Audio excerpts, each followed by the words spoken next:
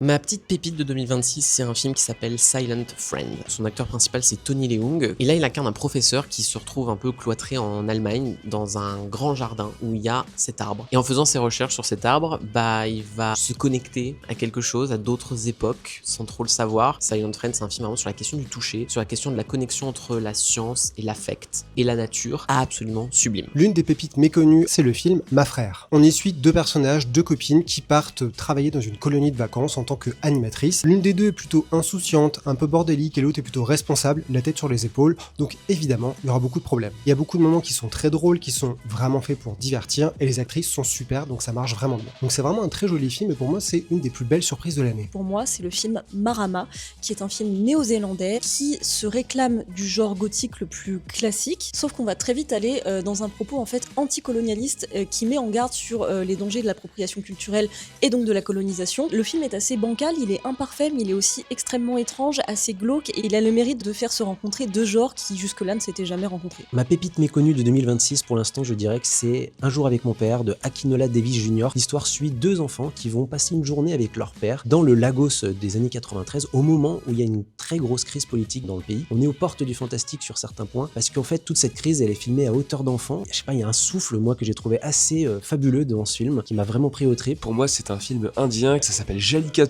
Le pitch, c'est un bœuf qui est lâché dans un village et tous les villageois lui courent après. C'est le point de départ d'une sorte de délire sensoriel incroyable, jusqu'à un final qui est complètement hallucinant. Ma pépite de l'année, c'est un film brésilien qui s'appelle Les Voyages de Teresa. Ça se déroule dans un futur très proche, dans lequel les personnes âgées sont envoyées dans des colonies pour vieux, histoire de mourir vite et à l'abri des regards. C'est dans ce contexte-là que Teresa, une femme âgée de 77 ans, décide de partir à l'aventure et de faire un immense road trip dans le pays avant d'être emmenée de force dans cette colonie. C'est une histoire sur une septuagénaire, mais qui prend la forme d'un coming of age, donc un film sur le passage à l'âge adulte. Et c'est ça que je trouve vraiment beau et même bouleversant avec ce film, c'est le fait de parler de la vieillesse, mais sans l'enfermer dans le passé, mais au contraire de l'ouvrir sur le futur et l'avenir. Abonne-toi!